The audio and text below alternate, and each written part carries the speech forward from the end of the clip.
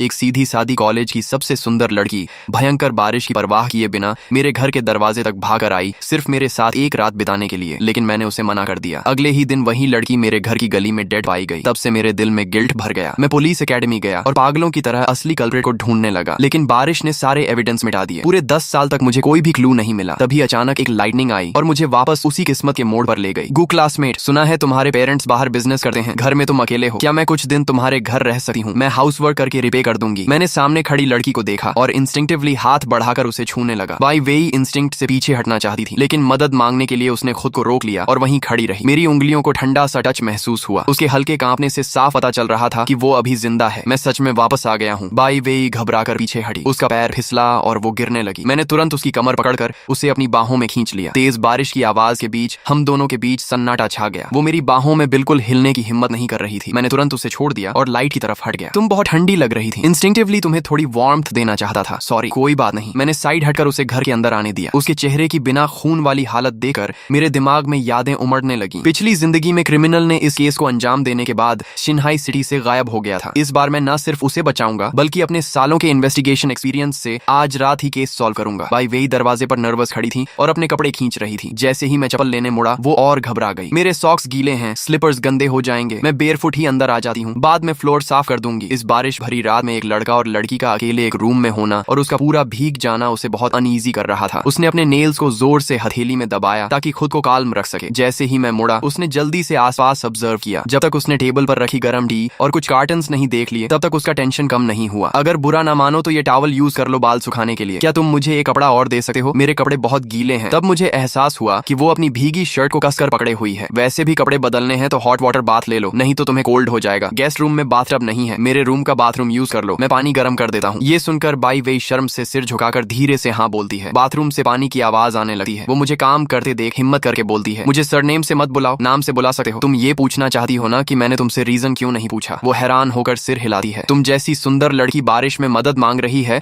तो जरूर कोई मजबूरी होगी। अगर तुम बताना नहीं चाहती तो पूछना रूड होगा। ये सुनकर उसकी आंखें लाल हो जाती हैं। मैं पानी चेक करता हूँ, फिर उसके पास जाकर दीवार पर हाथ रखकर उसे अपने बीच घेर लेता हूँ। मुझे तुमसे डर नहीं है, लेकिन तुम्हें डर नहीं लगता कि मैं कुछ गलत कर सकता हूँ? वो हल्की सी स्माइल के साथ कहती है, मुझे तुम पर ट्रस्ट है। उसके इस जवाब से मैं कुछ पल के लिए चुप हो जाता हूँ। फिर मुझे याद आता है कि आज रात मुझे जरूरी काम करना है। मैं पीछे हटकर कहता हूँ, जाकर नहा लो, ये कपड़े पहन लेना, तुम्हारे लिए ये ड्रेस की तरह काम करेंगे। वो थैंक्स कहकर बाथरूम चली जाती है। मैं किचन में जाकर जिंजर टी बनाने लगा हूँ। थोड़ी देर बाद वो लूज हुडी पहनकर बाहर आती है। उसके गाल भाप से लाल हो गए होते हैं। उसके घुटनों तक उसकी गोरी टांगे दिखाई दे रही थी। तुम्हारे लिए स्लीपर्स रख दिए हैं। वो गर्म मुलायम स्लीपर्स पहनकर थोड़ा कंफर्टेबल फील करती है। जैसे ही वो बाहर आती है, उसे हनी जिंजर सूप की मीठी खुशबू आने लगती है। मैं मग लेकर उसके पास जाता हूँ और कहता हूँ, लो थोड़ा ginger soup P low. By वेई दोनों हाथों से मग पकड़कर धीरे धीरे पीने लगती है। मैं पूछता हूँ, क्या तुम्हारे लिए नूडल्स बना दूं? वो धीरे से कहती है, क्या इससे तुम्हें ट्रबल होगा? मैं मुस्कुरा कर कहता हूँ, अरे नहीं, बस कुछ मिनट्स लगेंगे, तुम्हारे लिए 2 एग्स भी डाल दूंगा। जैसे ही मैं उठने लगा हूँ, तभी एक छोटा सा हाथ मेरा हाथ पकड़ लेता है। मुझे फ्राइड एग्स बनाना आता है, मैं भी हेल्प कर देती हूँ। किचन में पहुंचते ही मेरी फास्ट कटिंग देकर बाई वेई हैरान रह जाती है। कुछ ही देर में चॉपिंग बोर्ड पर टोमेटो और हैम के पीसेस परफेक्टली कट जाते हैं। बाई वेई छोटे स्टूल पर चढ़कर ऊपर रखे एग बॉक्स तक पहुंचने की कोशिश करती है। जैसे ही वो ऊपर स्ट्रेच करती है, उसकी लूज हुडी हल्की सी ऊपर उठ जाती है। मेरी नजर अनजाने में उस तरफ चली जाती है और मेरा चेहरा तुरंत लाल हो जाता है। तभी बाई वेई को भी एहसास हो जाता है कि मेरी नजर अपनी तरफ महसूस की। वो घबराकर तुरंत अपनी ओवरसाइज्ड हुडी नीचे खींचने लगी, लेकिन छोटे स्टूल पर बैलेंस बिगड़ गया। मैं जल्दी से पीछे से उसे संभालने गया, मगर मेरा हाथ गलती से ऐसी जगह छू गया जहां नहीं छूना चाहिए था। उसका पूरा शरीर एकदम ढीला पड़ गया और वो सीधे मेरी बाहों में गिर पड़ी। उस पल सैंडलवुड और उसके बॉडी वॉश की सिट्रस खुशबू आपस में मिल गई। हम दोनों कुछ सेकंड के लिए बिल्कुल फ्रीज हो गए। तभी उबलते हुए सूप की आवाज ने उस अजीब सी खामोशी को तोड़ा। मैं तुरंत पीछे हटा और झट से उसके हाथ में स्ट्रेनर पकड़ा दिया। तुम नूडल्स हिलाओ, मैं एग्स निकालता हूँ। मुड़ते वक्त मैंने शीशे में अपने लाल बड़े कान देखे। इतने सालों बाद मुझे एहसास हुआ कि मुझे लड़कियों में इंटरेस्ट नहीं था। बस अब तक कोई ऐसी नहीं मिली थी जो मेरे दिल की धड़कनें ऐसे बढ़ा सके। बाई वेई भी शर्म से चेहरा झुकाए नूडल्स हिला रही थी। तेल के तड़कने की आवाज हमारे तेज धड़कते दिलों को छुपा रही थी। थोड़ी ही देर में टोमेटो नूडल सूप की खुशबू पूरे किचन में फैल गई। मैंने नूडल्स टेबल पर रखे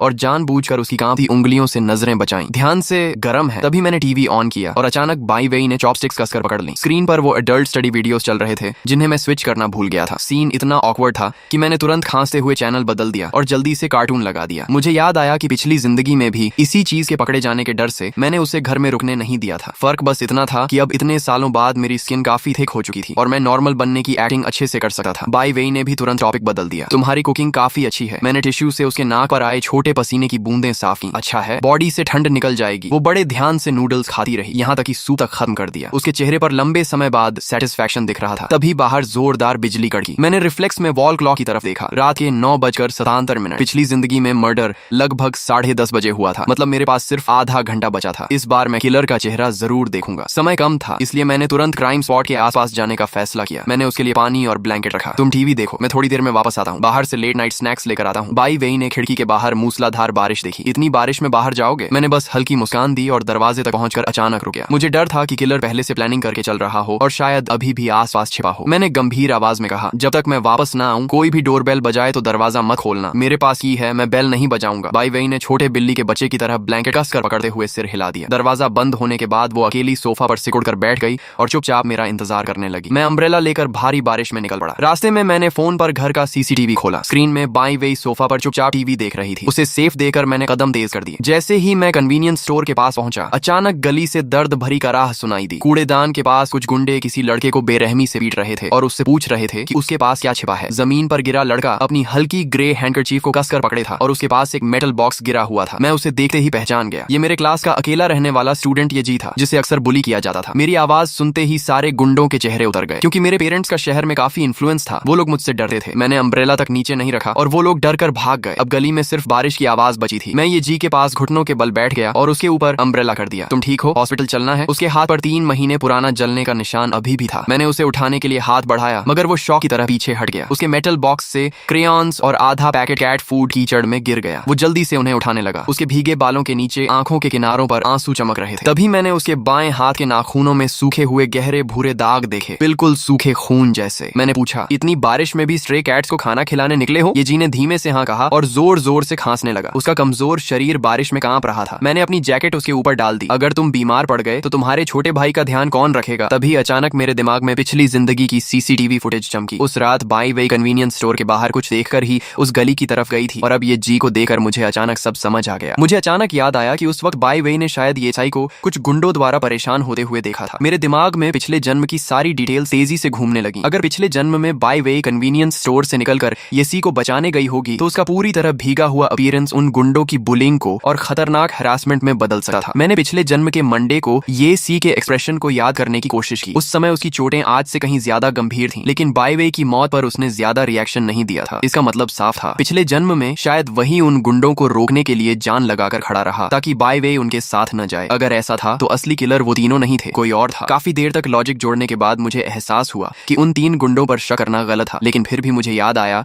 कि शायद उनके पास नाइफ हो सकती है। इसलिए उन्हें छोड़ देने पर मुझे तुरंत पछतावा हुआ। जहां तक घायल येसी की बात थी, पिछले जन्म में वो ठीक ठाक ग्रेजुएशन तक जिंदा रहा था, इसलिए फिलहाल मैंने उसे साइड में रखने का फैसला किया। मैंने उससे कहा, अगर तुम ठीक हो तो जल्दी घर चले जाओ। मैं मुड़कर जाने ही वाला था, तभी मेरी नजर उसकी टूटी हुई अम्ब्रेला पर पड़ी। मैंने बिना कुछ कहे अपनी ब्लैक अम्ब्रेला उसके हाथ में पकड़ा दी और कहा, अगर रास्ते में कुछ चाहिए तो इसी तरफ आ जाना। मुझे अभी कुछ काम है, इसलिए मैं तुम्हें छोड़ नहीं सकता। ध्यान से जाना और जल्दी घर पहुंचना। उसके माना करने से पहले ही मैं तेज बारिश में गायब हो चुका था। बारिश इतनी तेज थी कि वो तीनों गुंडे ज्यादा दूर नहीं जा पाए थे। वो एक पुराने शेड के नीचे खड़े होकर मुझे लेकर गालियां देते हुए बात कर रहे थे कि क्या मेरे सिर पर बोरा डालकर मुझे सबक सिखाया जाए, लेकिन मेरे फैमिली बैकग्राउंड की वजह से उनमें हिम्मत नहीं हो रही थी। तभी अचानक मैं पूरी स्पीड से उनके सामने पहुंच गया। तीनों डर गए और उन्हें लगा मैं पैसे मांगने आया हूँ। वो तुरंत पीछे हटने लगे। मैंने मुस्कुराते हुए कहा, दोस्तों एक चीज चाहिए। वो सस्पिशियस होकर एक दूसरे को देखने लगे। मैंने शांत आवाज में कहा, पैसे नहीं, नाइफ चाहिए। तीनों वहीं फ्रीज हो गए, जैसे उन्हें मेरी बात समझ ही नहीं आई हो। मैंने हल्का सा हंसकर कहा, तुम लोग बाहर घूमते हो और अपने पास नाइफ भी नहीं रखते। मेरी प्रोवोक करने वाली बात काम कर गई। ग्रीन हेयर वाला लड़का तुरंत अपनी बटरफ्लाई नाइफ निकालकर स्टाइल मारने लगा। मैंने बस एक नजर डाली और समझ गया कि ये वो वेपन नहीं था जिसकी तलाश मुझे थी। फोरेंसिक रिपोर्ट में बताया गया था कि मर्डर वेपन का कट बहुत स्मूथ था, जबकि ये नाइफ बहुत फ्लैशी थी। मैंने कहा, मैं 100 येन दूंगा अगर किसी के पास फ्रूट नाइफ जैसी कोई नाइफ हो। पैसे का नाम सुनते ही बाकी 2 गुंडे भी जल्दी से अपनी नाइफ्स निकाल लाए। एक के पास स्विस नाइफ थी और दूसरे के पास मिलिट्री फोल्डिंग हंटिंग नाइफ, लेकिन दोनों में से कोई भी वो वेपन नहीं थी जिसकी मुझे तलाश थी। मैंने कैजुअली कहा, नाइफ्स अच्छी हैं, लेकिन मेरे पास सिर्फ 100 यूएन है, रहने दो। और उनके गुस्से भरे एक्सप्रेशंस को इग्नोर करके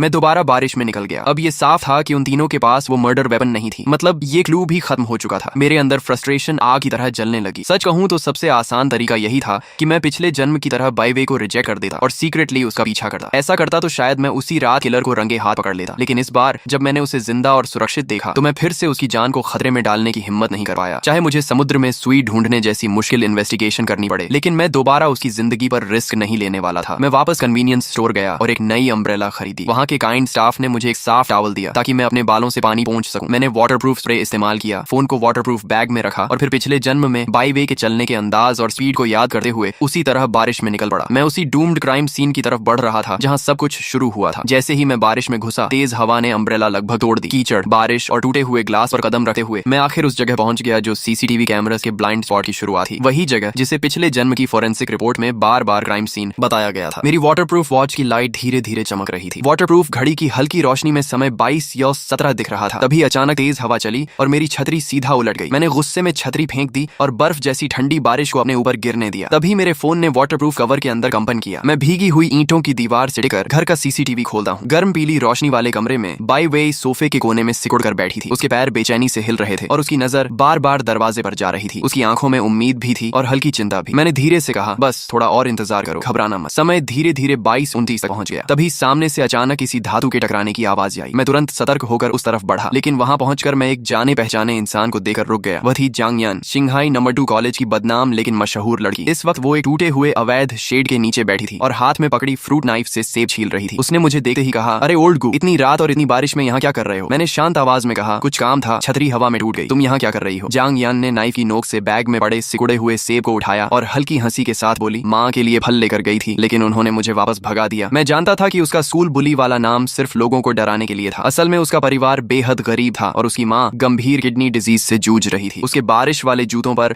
हॉस्पिटल कॉरिडोर में इस्तेमाल होने वाला एंटी स्लिप पाउडर लगा हुआ था और उसके शरीर से आईसीयू डिसइंफेक्टेंट जैसी स्मेल आ रही थी। लेकिन मेरी नजर सिर्फ उसके हाथ में पकड़ी उस फ्रूट नाइफ पर टिकी हुई थी। उस नाइफ की शेप और साइज बिल्कुल वही थी जो बाई वे मर्डर केस की फोरेंसिक रिपोर्ट में लिखी गई थी। जांग यान ने मुझे देखकर कहा, अरे वहां क्यों खड़े हो, इधर आ जाओ, मेरा घर पास में है, तुम्हें छतरी दे दूंगी। मैं जैसे ही शेड के अंदर पहुंचा तभी उसका फोन अचानक तेजी से बज उठा। फोन के दूसरी तरफ नर्स घबराई हुई आवाज में चिल्ला रही थी कि उसकी माँ का ऑक्सीजन लेवल अचानक गिर गया है। जांग यान का चेहरा तुरंत सफेद पड़ गया। उसके हाथ से फ्रूट नाइफ छपा की आवाज के साथ पानी में गिर गई। वो बिना कुछ बोले पागलों की तरह बारिश में भाग गई। मैं झुककर उस नाइफ को कीचड़ से उठाता हूँ। ठंडी धातु का एहसास हाथों में उतर गया। ध्यान से जांचने के बाद मैं पूरी तरह कंफर्म हो गया, यही वही नाइफ थी, वही हथियार जिसने पिछले जन्म में बाई वे की जान ली थी। अगर जांग यान ने इसे अनजाने में यहाँ गिराया था तो असली किलर अगले आधे घंटे में यहाँ जरूर आने वाला था। मैंने गहरी सांस ली और नाइफ को वापस वहीं फेंक दिया। फिर कई सालों के क्रिमिनल इन्वेस्टिगेशन एक्सपीरियंस के भरोसे अंधेरे में छिपकर इंतजार करने लगा। बारिश लगातार बरस रही थी। 22:35 पर शराब की बदबू से भरा एक लड़खड़ाता होमलेस आदमी शेड के अंदर घुसा। उसने गलती से एक कैन को लात मार दी और उसके कीचड़ भरे जूते नाइफ के हैंडल से रगड़ खाते हुए निकल गए, जिससे नाइफ और अंदर फंस गई। फिर वो आधी शराब की बोतल लेकर लड़खड़ाता हुआ चला गया। 22:07 पर एक डिलीवरी बॉय तेज ब्रेक लगाते हुए फिसल गया। गिरते समय उसका पैर नाइफ से टकरा गया। वो गालियां देता हुआ उठा और गुस्से में नाइफ को लात मारकर नाले की दरार में धकेल दिया। कुछ ही सेकंड में कीचड़ और गंदे पानी ने पूरी नाइफ को ढक लिया। समय 22:55 हो चुका था। अब उस नाइफ को किसी का अचानक देख पाना लगभग नामुमकिन था। बाई वे की मौत के अनुमानित समय में बस कुछ ही मिनट बाकी थे। तभी अचानक काली रेनकोट और मास्क पहने एक परछाई अंधेरे से उभरी। वह झुकी हुई चाल से धीरे धीरे उस जगह तक पहुंचा जहां नाइफ छिपी थी और नीचे बैठ गया। मेरा पूरा शरीर एकदम दन गया। जैसे ही उसने नाइफ पकड़ने के लिए हाथ बढ़ाया, उसकी कलाई पर बनी बड़ी सल्फर एसिड बर्न स्कार साफ दिखाई दी। मैं तुरंत अंधेरे से बाहर निकल आया। हल्की रोशनी में जब मैंने रेनकोट के नीचे का चेहरा देखा तो मेरे होश उड़ गए। वो शिंघाई नंबर 2 कॉलेज का सबसे सम्मानित इंसान, केमिस्ट्री टीचर ली मिंग युआन था। मेरे अंदर तूफान उठ गया। 3 महीने पहले उसने लेबोरेटरी में लड़ रहे स्टूडेंट्स को बचाते हुए खुद एसिड से जलना सह लिया था। बाद में उसने उन स्टूडेंट्स को डांटने की जगह उन्हें प्यार से समझाया भी था। पूरे इलाके में उसकी इमेज एक परफेक्ट अच्छे इंसान की थी। लेकिन अगर किलर वही था तो पिछले जन्म की सारी मिस्ट्री समझ आने लगी। बाई वे ने अंधेरी गली में अटैक होने के बाद भागने की कोशिश तक नहीं की थी, क्योंकि वो भी ली मिंग युआन पर पूरा भरोसा करती थी। अगर ली मिंग युआन उसे रेनकोट में शेल्टर देने और अपने घर ले जाने की बात कहता तो उस तूफानी रात में बाई वे कभी उस पर शक नहीं करती। ये सोचकर मेरे दिल में दर्द उठा। लेकिन मैं अभी कुछ नहीं कर सकता था, क्योंकि इस समय तक उसने कोई क्राइम नहीं किया था। मैंने तय किया कि पहले उसके रात में बाहर आने की असली वजह पता करूंगा। मैंने आवाज लगाई, ली सर। ली मिंग युआन तुरंत पलटा। मुझे पूरी तरह भीगा देखकर उसके चेहरे पर चिंता दिखाई दी। गुननचेंग, तुम इतनी बारिश में भीग क्यों रहे हो? मैंने कहा, बारिश में फंस गया था। लेकिन सर, आप इतनी रात में यहाँ क्या कर रहे हैं? मैं उसकी आंखों को ध्यान से देख रहा था और तभी मुझे उसकी आंखों में एक पल की हिचकिचाहट दिखी। उसने जवाब दिया, कुछ नहीं, बस सिगरेट खरीदने निकला था। वो झूठ बोल रहा था। ली मिंग युआन कभी स्मोकिंग नहीं करता था और पूरे शहर में फैमिली मैन के नाम से जाना जाता था। फिर उसने मुस्कुराकर कहा, मेरी रेनकोट काफी बड़ी है, अंदर आ जाओ, मैं तुम्हें घर छोड़ देता हूँ। वो अब भी उसी शांत और दयालु इंसान जैसा दिख रहा था। मैं चुपचाप सिर हिलाकर उसकी रेनकोट के अंदर चला गया। तभी मैंने नोटिस किया कि उसकी नजर पास लगे एडल्ट प्रोडक्ट्स वेंडिंग मशीन पर गई और तुरंत वापस हट गई। उसने मेरा कंधा पकड़ लिया और हम दोनों उसके घर की तरफ चल पड़े। पूरे रास्ते मेरा दिमाग सुन्न था। उसके घर पहुंचते ही उसने अचानक फोन निकालकर किसी को मैसेज भेजा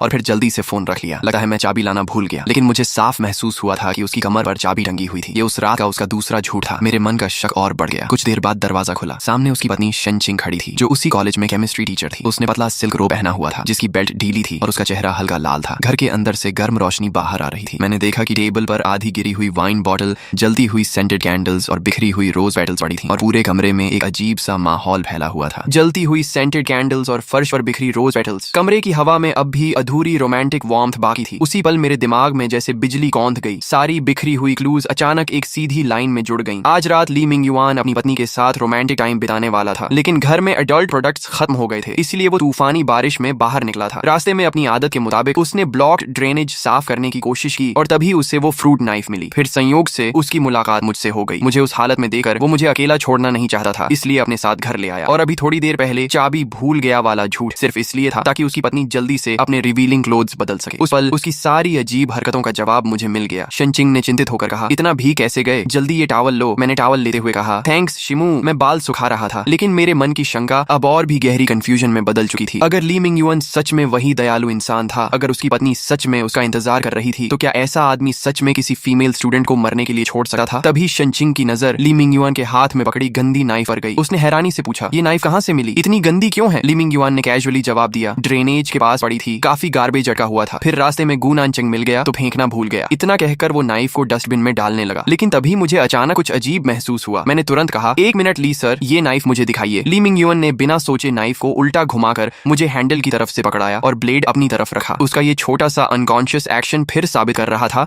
कि वो अंदर से कितना जेंटल इंसान था। मैंने नाइफ को ध्यान से झांचा और अगले ही सेकंड मेरा चेहरा बदल गया। पहले अंधेरे में मैं साफ नहीं देख पाया था, लेकिन अब मुझे ब्लेड पर छोटे छोटे डेंट्स दिखाई दिए। साफ था कि जांग यान ने इससे कोई हार्ड चीज काटी थी, लेकिन फॉरेंसिक रिपोर्ट में ब्लेड डैमेज का कोई जिक्र नहीं था। इसका मतलब था कि बै वै के शरीर पर बने वुंड्स इस नाइफ से मैच ही नहीं करते, यानी असली मर्डर वेपन ये नाइफ थी ही नहीं। मेरा पूरा शरीर सुन्न पड़ गया। मैं पूरी तरह गलत टारगेट के पीछे भाग रहा था। मैंने तुरंत रिस्ट वॉच देखा। रात के 23:10 बज चुके थे। असली किलर शायद अभी इस वक्त सामने आने वाला था। मेरे अंदर घबराहट दौड़ गई। मैंने जल्दी से टॉवल शनचिंग को वापस दिया। सॉरी ली सर, बहुत देर हो गई है, मुझे अभी घर जाना होगा। आपकी रेनकोट मैं अभी के लिए ले जा रहा हूँ। मैंने नाइफ वापस ली मिंग युआन के हाथ में थमाई और रेनकोट पहनकर दोबारा तूफानी बारिश में निकल पड़ा। मैं पूरी स्पीड से वापस क्राइम सीन की तरफ भागा। वहां पहुंचकर मैंने आसपास कई बार सर्च किया। बीच बीच में कुछ राहगीर जल्दी जल्दी गुजरते दिखे, लेकिन उनमें कोई भी ऐसा नहीं था जो रुकर क्राइम कर सके। 2330 तक सड़कें लगभग खाली हो चुकी थी। मैंने फोन निकालकर सीसीटीवी देखा। बै वै अब भी सोफा के कोने में सिकुड़ कर बैठी थी। उसकी आंखें नींद से बंद हो रही थीं, सिर बार बार झुक रहा था, लेकिन फिर भी वो खुद को जगाए हुए थी। हर कुछ सेकंड में वो दरवाजे की तरफ देखी, जैसे अब भी मेरा इंतजार कर रही हो। मैंने अपने हाथ कसकर बंद कर लिए। फिर मैंने रेनकोट उतार दी और अंधेरे में क्राइम सीन के आसपास घूमता रहा। लेकिन रात के 12 बजने के बाद भी कोई सस्पिशियस इंसान दिखाई नहीं दिया। मेरे दिल में धीरे धीरे डर और बेबसी भरने लगी। क्या मैं सच में किलर को मिस कर चुका था? अगर असली किलर नहीं मिला तो पिछले जन्म में बै वै पर लगा झूठा इल्जाम कभी साफ नहीं हो पाएगा। मैंने सिर उठाकर आसमान की तरफ देखा। बर्फ जैसी बारिश लगातार चेहरे पर गिर रही थी, लेकिन मेरी आंखों में डिटर्मिनेशन और बढ़ता जा रहा था। तभी अचानक मेरा फोन वाइब्रेट हुआ और मैंने तुरंत स्क्रीन की तरफ देखा। मैंने सीसीटीवी दोबारा खोला। स्क्रीन पर बै वै आधी नींद में थी, लेकिन फिर भी अकेलेपन के डर को दबाकर दरवाजे तक चली आई। वो बेचैनी से इधर उधर टहल रही थी, चेहरे पर साफ चिंता दिखाई दे रही थी। तभी इंटरकॉम से अचानक मेरी आवाज आई, हेलो हेलो। अचानक आई आवाज से वो हल्का सा डर गई और तुरंत कैमरे की तरफ देखने लगी। मैंने धीमे स्वर में कहा, मुझे थोड़ा काम आ गया था, मैं जल्दी वापस आ जाऊंगा। अगर नींद आ रही हो तो पहले सो जाना। बै वै ने राहत की सांस ली। तुम ठीक हो, बस यही काफी है, मुझे अभी नींद नहीं आ रही, मैं तुम्हारा इंतजार करूंगी। उसने कैमरे की तरफ हल्की मुस्कान दी। मैंने कहा, मैं वादा करता हूँ जल्दी लौटूंगा। इसके बाद वो थके हुए कदमों से वापस कंबल में जाकर सिकुड़ कर बैठ गई। उसके चेहरे की चिंता अब काफी कम हो चुकी थी। मैं सुनसान सड़क पर खड़ा था। मूसलाधार बारिश लगातार मेरे ऊपर गिर रही थी। ठंडा पानी पूरे शरीर से बह रहा था। ये मेरी पुरानी आदत थी। ठंडा पानी मेरे दिमाग को तेज कर देता था। मैंने आज रात की हर घटना को दोबारा जोड़ना शुरू किया। कन्वीनियंस स्टोर का क्लर्क ये थी, वो 3 गुंडे, मैंने हर इंसान को शक की सूची में डाल दिया। ये सी, उसे गुंडों ने लूट लिया था। उसका बैग पूरी तरह उल्टा पड़ा था और उसके पास एक पैसा तक नहीं था। हथियार होना तो दूर की बात थी, उसे मैंने तुरंत शक से बाहर कर दिया। तीनों गुंडे, उनके पास मोटिव था, लेकिन उनकी नाइव्स फोरेंसिक रिपोर्ट से मैच नहीं करती थी। उन्हें भी बाहर कर दिया। होमलेस आदमी और डिलीवरी बॉय जिन नाइव्स को छूकर गए थे, वो भी असली हथियार नहीं थी। जब सारे नामुमकिन लोगों को हटाया, तब मेरी याद अचानक एक ऐसे इंसान पर जाकर रुकी जिस पर मैंने कभी शक करने की सोची भी नहीं थी, जांग यान। मैंने सोचा, अगर जांग यान अस्पताल भागी जरूर थी, लेकिन उसकी माँ की हालत जल्दी स्टेबल हो गई हो, तो आधे घंटे में उसका वापस आना बिल्कुल संभव था। और अगर लौटे समय उसे याद आया हो कि उसकी नाइफ खो गई है, तो क्या उसने पास की दुकान से बिल्कुल वैसी ही दूसरी फ्रूट नाइफ खरीद ली होगी। तभी मुझे केस फाइल की एक डिटेल याद आई। उस रात 10 से 11 बजे के बीच किसी ने भारी बारिश में एक फ्रूट नाइफ खरीदी थी। और सबसे डरावनी बात, उसका वापस आने का समय बिल्कुल वही था जब मैं और ली सर उसके घर से दूर थे। जैसे ही मैंने सारी टाइमलाइन जोड़ी, जांग यान का शक अचानक सबसे ऊपर पहुंच गया। सच जानने का सिर्फ एक तरीका था, अभी उसके घर जाना। अगर वो घर लौट चुकी होगी और उसके पास नई नाइफ होगी तो सब साबित हो जाएगा। मैं तुरंत उसकी गली की तरफ बढ़ा। दूर से ही उसके घर की लाइट जल्दी दिखी और मेरा दिल भारी हो गया। मैंने गहरी सांस लेकर दरवाजा खटखटाया। दरवाजा खुला। जांग यान बिना शर्ट के खड़ी थी। उसके सिर पर टॉवल रखा हुआ था। उसने मुझे देखकर कहा, अरे ओल्ड गू, अभी तक घर नहीं गया और ये रेनकोट कहाँ से मिली? मैं अंदर गया और मेरी नजर सीधे टेबल पर पड़ी। एक बिल्कुल नई फ्रूट नाइफ पर जाकर टिक गई। केस फाइल में लिखा मिस्टीरियस बायर। वो सच में जांग यान थी। मैंने खुद को शांत रखते हुए कहा, ली सर ने दी थी, तुम अभी वापस आई हो? वो कैजुअली बोली, हाँ, मॉम की हालत अचानक खराब हो गई थी, इतनी जल्दी में निकली कि तुम्हें अम्ब्रेला देना भी भूल गई। लेकिन तू इतनी रात में घूम क्या रहा है? मैंने सामान्य दिखने की कोशिश की। कुछ नहीं, मुझे बारिश में घूमना पसंद है। वैसे तुम्हारी पुरानी नाइफ गिर गई थी ना, फिर नई क्यों खरीदी? जांग यान अचानक चौंक गई। डैम, मैं पॉकेट्स में ढूंढती रही, मिली ही नहीं। कहाँ गिरी? मैंने जवाब दिया, ली सर को मिली थी, उन्होंने उसे ट्रैश में फेंक दिया। वो हंसते हुए बोली, ओह छोड़ो, वैसे भी उससे लकड़ी काटी थी, ब्लेड खराब हो गई थी, रास्ते में नई खरीद ली। उसकी मुस्कान बिल्कुल सामान्य थी, लेकिन मेरा दिल और भारी हो गया। उसके घर लौटने का समय, नई नाइफ खरीदना, सब कुछ मर्डर टाइमलाइन से परफेक्टली मैच कर रहा था। मैंने कुछ पल सोचकर सीधे पूछा, जांग यान, हम दोस्त है ना? वो तुरंत हंस पड़ी। दोस्त? अरे हम तो भाई हैं। क्यों, कोई प्रॉब्लम है क्या? सीधा बता। मैंने उसकी आंखों में देखते हुए कहा, मैं नहीं चाहता कि किसी दिन तुम्हें किसी क्राइम में फंसते देखूं। कुछ भी करो, लेकिन कानून तोड़ने जैसा मत करना। आंटी को तुम्हारी जरूरत है। जांग यान कुछ सेकंड के लिए स्टन्ड रह गई। असल में उसने मेरी बात पूरी तरह गलत समझ ली थी। उसे लगा मुझे उसके स्कूल में फेक सिगरेट्स बेचने वाले प्लान का पता चल गया है। लेकिन गुस्सा होने के बजाय वो इमोशनल हो गई। रिलैक्स, तू मुझे नहीं जानता क्या? मैं ऐसा कुछ नहीं करूंगी। मुझे लगा मेरा मकसद पूरा हो गया। मैं वहां से निकल पड़ा, लेकिन मुझे नहीं पता था मेरी ये बात उसके दिल पर इतनी गहराई से असर करेगी कि वो हमेशा के लिए फेक सिगरेट बेचने का इरादा छोड़ देगी। जब मैं बारिश में वापस मुड़ा, उसने पीछे खड़े होकर अपनी मुट्ठी सीने पर मारी और मन ही मन कसम खाई कि मैं उसकी जिंदगी का सबसे अच्छा भाई हूँ। मैं भारी मन से वहां से निकला। ली सर की रेनकोट लेकर चुपचाप उनके घर पहुंचा और उसे दरवाजे के बाहर रख दिया। अंदर से धीमी रोमांटिक आवाजें आ रही थी, इसलिए मैंने डिस्टर्ब नहीं किया। मैं पूरी तरह भीगता हुआ घर लौटा, लेकिन रास्ते में मेरा दिल थोड़ा हल्का हो चुका था। अगर जांग यान सच में किलर थी, तो कम से कम अभी वो ऐसी हालत में थी जहां उसे सही रास्ते पर लाया जा सकता था, और फिलहाल उससे ज्यादा सस्पिशियस कोई और नहीं था। जब मैं घर पहुंचा तब आधी रात पार हो चुकी थी। दरवाजा खुलते ही कंबल में अदसोई बाई वेई अचानक जाग गई। मुझे देखते ही उसके चेहरे पर खुशी फैल गई और वो जल्दी से मेरी तरफ भागी, लेकिन पास आते ही वो रुक गई। मैं पूरी तरह भीगा हुआ था। उसने घबरा कर कहा, तुम सिर्फ खाना लेने गए थे, खुद को ये क्या हालत बना ली? मैं हल्का सा हंसा। बारिश बहुत तेज थी, अम्ब्रेला टूट गई, खाना भी उड़ गया। वो तुरंत चिंतित हो गई। पहले जाकर हॉट बाथ लो, नहीं तो बीमार पड़ जाओगे। उसके चेहरे की जेन्युइन चिंता देकर मैं मुस्कुरा दिया। फिर उसने थोड़ा झिझक कर कहा, गेस्ट रूम में सिर्फ खाली बेड है, कुछ भी तैयार नहीं। अगर चाहो तो आज सोफा पर सो जाओ या मेरे साथ बेड शेयर कर सकते हो। मैं हंस पड़ा। मैं सोफा पर सो जाऊंगा। फिर मैंने मजाक में कहा, तुम बेड पर सोना, मैं बस पहले बाथ लेकर आता हूँ। क्योंकि मैं फ्लोर गीला नहीं करना चाहता था, इसलिए मैंने सीधे लिविंग रूम में ही भीगे कपड़े उतारने शुरू कर दिए। कपड़ों की आवाज सुनकर बाई वेई ने अनजाने में ऊपर देखा। मेरे शरीर की भीगी मसल्स देखकर उसका दिल जोर से धड़कने लगा। उसका चेहरा गर्म हो गया, गला सूख गया। मैंने ध्यान नहीं दिया और कैजुअली कहा, मैं बाथ लेकर आता हूँ, बाद में तुम्हें बेडरूम में सुला दूंगा। मैं कपड़े लेकर बाथरूम में चला गया। बाई वेई बस चुपचाप सिर हिलाती रह गई। जैसे ही बाथरूम से पानी की आवाज आने लगी, वो जैसे सारी ताकत खोकर सोफा पर गिर गई। कुछ ही देर में वो वहीं गहरी नींद में सो गई। मैं बाथ के बाद धीरे धीरे उसके पास आया और उसके सामने बैठ गया। उसके शांत सोए चेहरे को देखकर मुझे अब भी यकीन नहीं हो रहा था कि वो सच में जिंदा है। मैंने धीरे से उसके चेहरे से बाल हटाए। मेरे हाथ से गिरती पानी की बूंद उसके होंठों पर गिरी और उसने नींद में हल्का सा होंठ छाट लिया। मैं तुरंत घबरा गया और हाथ पीछे खींच लिया। तभी बाहर तेज बिजली कड़की। बाई वे करवट बदलते हुए आधा कंबल नीचे गिरा बैठी। मैंने उसे पकड़ने के लिए हाथ बढ़ाया, लेकिन मेरी उंगलियां उसके नरम टखने को छू गईं। उसी पल उसकी सांसें अचानक तेज हो गईं, पलकें कांपने लगीं। मैं समझ गया वो जाग चुकी थी, लेकिन उसने आंखें नहीं खोली। मैंने भी कुछ नहीं कहा। मैंने पूरे कंबल समेत उसे अपनी बाहों में उठा लिया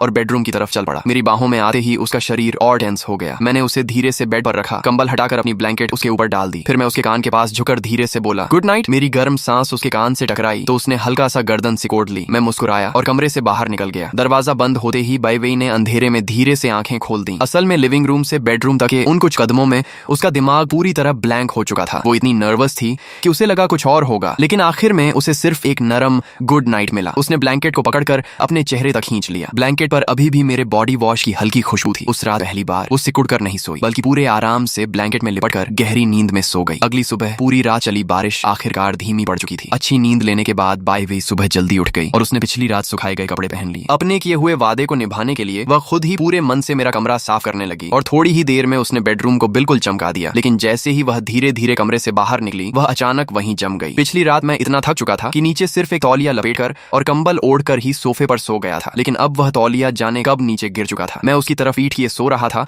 और यह नजारा देखते ही बाई वेई का चेहरा एकदम लाल पड़ गया। खुद का ध्यान हटाने के लिए उसने जल्दी से फ्रिज में रखी चीजों से सैंडविच और गर्म दूध बनाना शुरू कर दिया, लेकिन उसके दिमाग में बार बार वही शर्म से भरा दृश्य घूम रहा था। तभी उसने नाश्ता टेबल पर रखा और उसी समय मेरी आंख खुल गई। आधी नींद में मैंने आदतन अपना हाथ बेड के पास रखी बंदूक की तरफ बढ़ाया, लेकिन वहां सिर्फ ठंडी कांच की मेज थी। मैं अचानक उठ बैठा और महसूस किया कि मेरे कंधे का वह पुराना जख्म जो पिछली जिंदगी में अपराधियों का पीछा करते समय लगा था, अब बिल्कुल दर्द नहीं कर रहा था। मैंने हैरानी से अपना शरीर देखा तो लड़ाइयों के सारे निशान गायब थे और उनकी जगह एक जवान और स्वस्थ शरीर था। उसी पल मुझे सच का एहसास हुआ। मैं सच में 10 साल पीछे लौट आया था। मैं तुरंत खुले बेडरूम की तरफ देखने लगा और मेरा दिल तेजी से धड़कने लगा। लेकिन जैसे ही मैंने रसोई में बाई वेई को काम करते देखा, मैं राहत की सांस लेकर वापस सोफे पर गिर पड़ा। ये सपना नहीं था, वह सच में उस तूफानी रात से बच गई थी। पिछली जिंदगी में एक पुलिस अफसर होने के कारण मैंने हमेशा पछतावा और थकान भरी जिंदगी जी थी। मुझे कभी अपनी जवानी जीने का मौका ही नहीं मिला, लेकिन अब वह भी मेरे पास थी और मेरी जवानी भी लौट आई थी। इस बार मैंने फैसला कर लिया कि मैं अपनी जिंदगी दोबारा सही तरीके से जीऊंगा। गुनानचेंग, उठ जाओ, नाश्ता तैयार है। पता नहीं तुम्हें पसंद आएगा या नहीं। बाईवी ने डाइनिंग एरिया से चुके से सिर बाहर निकाला और नरम आवाज में मुझे पुकारा। मैं उठकर बैठ गया और हवा में तैर रही ताजा ब्रेड और गर्म दूध की खुशबू को महसूस करते हुए बोला, अभी आया। मैं टेबल तक पहुंचा तो देखा वह चुपचाप वहीं बैठी मेरा इंतजार कर रही थी। मैंने मुस्कुराकर कहा, अगली बार मेरा इंतजार मत करना, पहले खा लिया करो। उसने हल्के से सिर हिलाया, कोई बात नहीं, वैसे भी तुम्हारे खाने के बाद साथ में बर्तन धोने होते हैं, पहले चखो, पसंद आया या नहीं। अगर कुछ बदलना हो तो अगली बार वैसा ही बनाऊंगी। मैंने एक और लिया और हंस पड़ा। तुम्हारे हाथ का खाना तो स्कूल की पिछली गली में दुकान खोल सका है, मैं कैशियर बन जाऊंगा, तुम शेफ। फिर मजाक में बोला, पहले मैं अकेला रहता था तो काफी एक्टिव था, लेकिन तुम्हारे साथ रहते रहते कहीं आलसी न बन जाऊं। बाईवी ने दोनों हाथों से चेहरा थाम लिया और उसकी मुस्कान और भी चमक उठी। गर्म अंडे और पिघले चीज का स्वाद उम्मीद से कहीं बेहतर था। मैंने नैपकिन उठाकर उसके नाक पर लगा तेल हल्के से साफ किया। इतना करते ही उसके कान तक लाल हो गए और वह शर्माकर सिर झुकाकर दूध हिलाने लगी। नाश्ता खत्म होने के बाद मैं प्लेटें उठाने लगा, तभी उसका हाथ मेरे हाथ से टकराया। उसका हाथ बेहद नरम था लेकिन बर्फ जैसा ठंडा। उसने जिद करके सारे घर का काम अपने ऊपर ले लिया और कुछ ही देर में पूरा किचन चमका दिया। बाहर निकलते ही वह फिर इधर उधर देखने लगी जैसे कोई और काम ढूंढ रही हो। मैंने तुरंत उसका हाथ पकड़कर उसे सोफे पर बैठा दिया। तुम ठीक नहीं लग रही हो, अगले 2 दिन कोई काम नहीं, मैं घर का मालिक हूँ, मेरी बात मानो और आराम करो, नहीं तो बाहर निकाल दूंगा। मेरी बात सुनकर वह सचमुच डर गई और चुपचाप सिर हिला दिया। फिर मैंने कहा, थोड़ी देर बाद मेरे साथ मार्केट चलना, तुम्हारे लिए कुछ नए कपड़े खरीदेंगे, मैं घर जाकर अपने कपड़े ले आऊंगी। घर का नाम सुनते ही उसके चेहरे पर अजीब सी झिझक आ गई। मैंने तुरंत कहा, जरूरत नहीं, नए खरीद लेंगे, पैसे नहीं है तो फिलहाल मेरी तरफ से समझो, बाद में ब्याज समेत काम करके चुका देना, अगर पूरा नहीं चुकाया तो मैं तुम्हें जाने नहीं दूंगा। वह समझ गई कि मैं उसे रोकना चाहता हूँ। उसके दिल में हल्की गर्माहट दौड़ गई और उसने धीमे से मुस्कुराकर हामी भर दी। रास्ते में मैंने पूछा, तुम आमतौर पर कपड़े कहाँ से खरीदी हो? उसने धीरे से जवाब दिया, स्कूल के पीछे वाली सेकंड हैंड दुकान से 50 युआन में पूरा सेट मिल जाता है, लेकिन मैं उन्हें अच्छे से साफ करती हूँ, हर बार उबाल कर धूप में सुखाती हूँ। उसकी आवाज में झिझक थी, जैसे डर हो कि मैं उसे नीचा समझूंगा। तभी मुझे एक जगह याद आई। मैंने उसका हाथ पकड़ा और उसे मोड़ के पास एक बड़े शीशे वाली दुकान तक ले गया। अंदर एक पुरानी दर्जी की दुकान थी जहाँ घंटियों की आवाज और धीमा संगीत मिलकर अजीब सी सुकून भरी हवा बना रहे थे। महंगे कपड़ों को देखकर बाईवी ने घबराकर मेरी बांह पकड़ ली। ये जगह बहुत महंगी लग रही है, मैंने मुस्कुराकर कहा। दुकान वाली मेरी माँ की पुरानी दोस्त है, स्टूडेंट्स के लिए खास डिस्काउंट देती है, टेंशन मत लो। अंदर जाते ही कपड़ों और इस्त्री की खुशबू फैल गई। काउंटर के पीछे बैठी शुई ने हमारी तरफ देखा, फिर हमारे जुड़े हाथों पर नजर डालकर मुस्कुरा उठी। अरे वाह, कितनी प्यारी लड़की है। नानचेंग, गर्लफ्रेंड को कपड़े दिलाने लाए हो क्या? इतना सुनते ही बाईवी के कान लाल हो गए। मैंने उसकी घबराहट समझकर धीरे से हाथ छोड़ दिया और कहा, शुई, इसके लिए मौसम बदलने वाले कुछ आरामदायक कपड़े दिखा दो, कॉटन वाले अच्छे रहेंगे। शुई मुस्कुराते हुए उसे पर्दे के पीछे ले गई। पर्दा पूरी तरह ढक नहीं रहा था, इसलिए बाईवी बार बार झेप कर खुद को छिपाने की कोशिश कर रही थी। मैं खिड़की के पास बैठकर कैटलॉग देखने लगा। तभी अंदर से उसकी धीमी सी शर्माई आवाज सुनाई दी, वो लेस वाला सच में उसकी जरूरत नहीं। शुई हंसते हुए बोली, औरतों को सबसे पहले खुद को खुश करना चाहिए, अंदर पहने जाने वाले कपड़े बस वही होने चाहिए जो खुद को पसंद हो। ये वाला पहनोगी तो नानचेंग उस पर से नजर ही नहीं हटा पाएगा, तुम्हें भी पसंद आएगा और उसे भी, दोनों का फायदा। बाईवी कई बार कहना चाहती थी कि उनका रिश्ता वैसा नहीं है, लेकिन हर बार शब्द उसके होंठों तक आकर रुक जाते। आखिर में वह बस शर्म से लाल चेहरा लिए चुपचाप सिर झुका गई। अंदर के कपड़े चुनने के बाद शुई फिर कई सेट कपड़े लेकर पर्दे के पीछे चली गई। उधर कपड़ों की सरसराहट सुनकर मेरे दिमाग में उसकी अलग अलग तस्वीरें घूमने लगीं और गर्दन तक गर्मी चढ़ गई। तभी पर्दा अचानक खुला। अजीब तो नहीं लग रहा? बाईवी ने स्कर्ट पकड़कर हल्का सा घूमते हुए पूछा। हल्की धूप में पतली कॉटन की ड्रेस उसके चारों तरफ ऐसे लहरा रही थी जैसे कोई सफेद फूल खिल गया हो। मैं कुछ पल उसे बस देखता ही रह गया, फिर उठकर उसके कॉलर की तरफ हाथ बढ़ाया। दूसरा बटन गलत लगाया है। मेरी उंगलियां गलती से उसकी गर्दन को छू गई। वह हल्का सा कांप गई और मैं भी झट से हाथ पीछे खींचकर पास रखी स्ट्रॉ हैट उसके सिर पर रख दी। उसकी आंखों में घबराहट और शर्म दोनों साफ दिख रहे थे। शुई हंस पड़ी, लगता है तुम दोनों को ये काफी पसंद आया, चलो अब ये वाला ट्राई करो। पर्दा फिर खुला। इस बार पतली सफेद ड्रेस सुबह की रोशनी में उसके नाजुक शरीर को और खूबसूरत बना रही थी। मैं कुछ सेकंड तक नजरें ही नहीं हटा पाया। शुई का सिलेक्शन कमाल का था, हर कपड़ा उस पर बिल्कुल फिट बैठ रहा था। लेकिन जब उसने और कपड़े निकालने शुरू किए तो मैंने जल्दी से रोक दिया। बस करो शुई, मेरी कार्ड लिमिट खत्म हो जाएगी। वह हंसते हुए बोली, डर किस बात का, बाद में तेरी माँ से पैसे ले लूंगी, बहू पर खर्च करके वो खुद खुश होंगी। मुझे तो लगा तुम दोनों का रिश्ता काफी आगे बढ़ चुका है। मैं बस मजबूरी में मुस्कुरा दिया और उससे बार बार ये बात किसी को न बताने की विनती करने लगा। आखिर में उसने दोस्ती वाला भारी डिस्काउंट दे दिया। बिल बनाते समय उसने अंदर वाले कपड़ों का पैकेट अलग रखते हुए धीरे से मेरे कान में कहा, तुम्हारी गर्लफ्रेंड की फिगर मैंने अच्छे से देख ली है। मैं खांस पड़ा और लाल कानों के साथ जल्दी से कार्ड आगे बढ़ा दिया। तभी मेरी नजर बाईवी पर गई, जो दुकान के कोने में रखी लेस वाली नाइट ड्रेस को चुपचाप देख रही थी। सुबह की धूप में उसका चेहरा इतना शांत और खूबसूरत लग रहा था कि अचानक पिछली जिंदगी की वो बारिश वाली रात याद आ गई। वही ठंडी तस्वीर जिसमें उसकी जान जा चुकी थी। मैंने मुठियाओं भींच ली और मन ही मन कसम खाई कि इस बार चाहे कुछ भी हो जाए, मैं उसके इस मुस्कुराते चेहरे को टूटने नहीं दूंगा। कपड़ों की खरीदारी खत्म होने होने के बाद अब सिर्फ बिस्तर का सामान लेना बाकी था। मैं बैग उठाकर आगे चल रहा था और बाईं भी पीछे पीछे धीमे कदमों से मुझे देख रही थी। बैग में रखी हल्की हरी लेस हवा में हिल रही थी। मैंने पीछे मुड़कर कहा, चलो अब चौथी मंजिल पर चलते हैं, जो पसंद आए वही ले लेना, आखिर इस्तेमाल तुम्हें ही करना है। उस पल हम बिल्कुल किसी छोटे कपल की तरह लग रहे थे। बिस्तर वाले सेक्शन में हल्की पीली रोशनी फैली हुई थी। मैं ट्रॉली धकेलते हुए उसके पीछे चल रहा था और उसे चादरें व तकिए चुनते देख मेरे मन में अजीब सी नई जिंदगी वाली भावना उठ रही थी। उसने एक रजाई की कीमत देकर धीरे से पूछा, ये बहुत महंगी नहीं है? मैंने तुरंत एक सिल्क कंबल उठाकर उसकी बाहों में रख दिया। पहले पसंद तो करो। लेकिन जैसे ही मैं दूसरी तरफ देखने लगा, उसने चुके से वो महंगा कंबल वापस रख दिया और सस्ता हरा वाला उठा लिया। इसका कपड़ा भी अच्छा है। मैं समझ गया कि वो सिर्फ कीमत देकर पीछे हट रही है। मैंने उसके माथे पर हल्की चपत लगाई। अच्छा, बिस्तर नींद के लिए जरूरी होता है और वैसे भी आगे तुम गेस्ट रूम में नहीं सोओगी, बाद में ये सब मेहमानों के काम आ जाएगा, इसलिए अच्छा वाला लेना ठीक है। मेरे इस वाक्य में छिपा मतलब सुनकर वह कुछ पल के लिए चुप रह गई। तभी मैंने उसे पास खींचते हुए कहा, आओ ये वाला मैट्रेस ट्राई करो। बिना उसे संभलने का मौका दिए मैंने उसे मुलायम बिस्तर पर बैठा दिया और पीछे तकिया लगा दिया। मेरा हाथ हल्के से उसकी कमर के पास छू गया। मुलायम बिस्तर में बैठी बाईवी का चेहरा गुलाबी हो गया और उसे लगा जैसे आसपास की हवा भी मीठी हो गई हो। सारी खरीदारी खत्म होने के बाद उसने ट्रॉली में रखे सामान को देखते हुए धीरे से कहा, थैंक यू गुनानचेंग। तभी मैं अचानक रुक गया और वह सीधा मेरी पीठ से टकरा गई। मैंने तुरंत दरवाजे की तरफ देखा। मेरी हरकत देकर उसे मेरी सूरत से ज्यादा सुरक्षा वाली आदत महसूस हुई, लेकिन उसकी आंखों में हल्की मिठास भी झलक उठी। मैं धीरे से दरवाजे के पास जाकर झिड़ी से बाहर देखने लगा और अगले ही पल मेरा दिल जोर से धड़क उठा। बाहर जियांग यान खड़ी थी, वही लड़की जो अभी मेरी नजर में सबसे बड़ी शकी थी। पिछली जिंदगी में आज के दिन वो कभी मेरे घर नहीं आई थी, यानी इस बार घटनाएं बदल चुकी थी। मैंने खुद को संभालते हुए दरवाजा खोला। जियांग यान, तुम यहाँ? वो मुस्कुराई। क्या बिना काम के नहीं आ सकती? कल रात इतनी बारिश में तुम पूरी तरह भीग गए थे, लगा कहीं बीमार न पड़ जाओ, इसलिए माँ से कहकर अदरक वाला सूप बनवाया है। उसके हाथ में रखा थर्मस देकर मुझे समझ आया कि कल रात उसे समझाने जाना बेकार नहीं गया था। शायद उसी वजह से वो इतना भावुक हो गई थी। उसके चेहरे पर सच्ची दोस्ती साफ दिख रही थी और मैं कुछ पल समझ ही नहीं पाया कि क्या सोचूं। मैंने बस सिर दबाते हुए कहा, सच कहूं तो थोड़ा भारी लग रहा है। वह तुरंत बोली, तो जल्दी से गरम गरम पी लो। तभी उसकी नजर मेरे पीछे खड़ी बाई वी पर पड़ी। वह कुछ पल हमें देखती रही, फिर अचानक मुस्कुरा उठी। ओह समझ गई, भाभी जी नमस्ते, लगता है मैं गलत टाइम पर आ गई। फिर उसने थर्मस आगे बढ़ाते हुए कहा, ये रेड डेट और अदरक वाला सूप है, भाभी के लिए भी अच्छा रहेगा, मुझे अस्पताल वापस जाना है, माँ अकेली है। इतना कहकर वह जल्दी से चली गई। मैं उसकी जाती हुई पीठ को देखता रहा। दिल के अंदर अजीब सी उलझन थी। इतनी सीधी और वफादार लड़की क्या सच में वही खून करने वाली हो सकती है? मैं तो अब बस यही चाहता था कि जल्द से जल्द कोई और असली गुनहगार सामने आ जाए और उसके ऊपर से शक हट जाए। बाईवी भी दरवाजे की तरफ देखते हुए बोली, सब कहते हैं वो स्कूल की सबसे खराब लड़की है, लेकिन वो तो बिल्कुल वैसी नहीं लगी। मैंने थर्मस खोलते हुए जवाब दिया, हर इंसान वैसा नहीं होता जैसा बाहर से दिखता है, उसके पास भी अपनी मजबूरियां हैं। अंदर से अदरक और खजूर की तेज खुशबू उठी। मैंने 2 कटोरे भरे और एक उसके हाथ में दे दिया। तुम भी कल रात काफी भीगी थी, चेहरा भी कमजोर लग रहा है, थोड़ा ज्यादा पीना। गर्म सूप गले से उतरते ही पूरे शरीर में गर्मी फैल गई। बाईवी धीरे से बोली, मैं हमेशा लोगों से उसकी बुराई ही सुनती थी, पर वो तो काफी अच्छी लगी। मैंने धीमे स्वर में कहा, हालात इंसान को बदल देते हैं, वरना वो ऐसी नहीं बनती। हालात, ये शब्द सुनते ही बाईवी की आंखें हल्की उदास हो गईं, जैसे उसके अपने पुराने घाव छू गए हों। मैंने उसकी तरफ देखते हुए कहा, अब से बार बार थैंक यू मत कहा करो, शब्दों से ज्यादा काम मायने रखते हैं। जब तक तुम मेरा एहसान चुका नहीं देती, तुम्हें कुछ नहीं होने दूंगा। वह हल्का सा शर्मा गई, लेकिन फिर भी चुपचाप सिर हिला दिया। सामान की डिलीवरी का पता देकर हम वापस घर की तरफ चल पड़े। रास्ते में एक दुकान से मीठी खुशबू आ रही थी, तो मैंने गर्म चावल की केक खरीद ली। उसे ठंडा करके उसके होंठों तक ले गया। उसने एक छोटा सा कौर लिया और मीठी चाशनी उसके होंठों पर लग गई। मैंने अंगूठे से हल्के से साफ करते हुए पूछा, कैसा है? वो मुस्कुराई, बहुत मीठा और बहुत अच्छा। मैंने हंसकर कहा, अगली बार तुम्हें फूड स्ट्रीट ले जाऊंगा, वहाँ इससे भी ज्यादा स्वादिष्ट चीजें मिलती हैं। मेरी बातें सुनते हुए वो चुपचाप मेरी पीठ को देखती रही और मुझे बिल्कुल अंदाजा नहीं था कि उसके दिल में मेरे लिए क्या क्या बदलने लगा था। उसके दिल में आज भी बचपन में पार्क में किया गया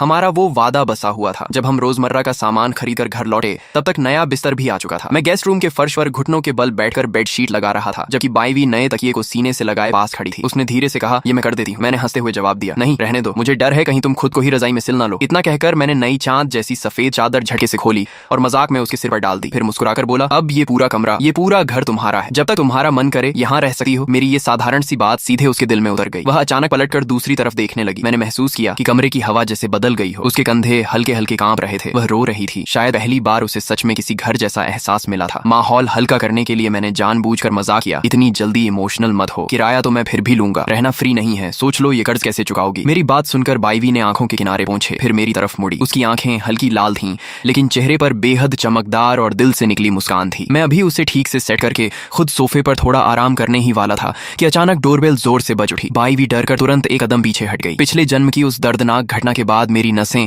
हमेशा तनी रहती थी। मैं जरा भी लापरवाह होने की हिम्मत नहीं कर सकता था। मुझे डर था कि कहीं दरवाजे के बाहर वहीं छिपा हुआ कातिल न हो। मैं झटके से उठा और तुरंत बाईवी को अपने पीछे छुपाकर दरवाजे की तरफ देखने लगा। फिलहाल कहानी यहीं तक, लेकिन आगे जो सच सामने आने वाला है वो सब कुछ बदल देगा। अगर इस वीडियो पर 10K लाइक्स आए तो अगला पार्ट आज ही अपलोड होगा और यकीन मानो आगे का ट्विस्ट दिमाग हिला देगा।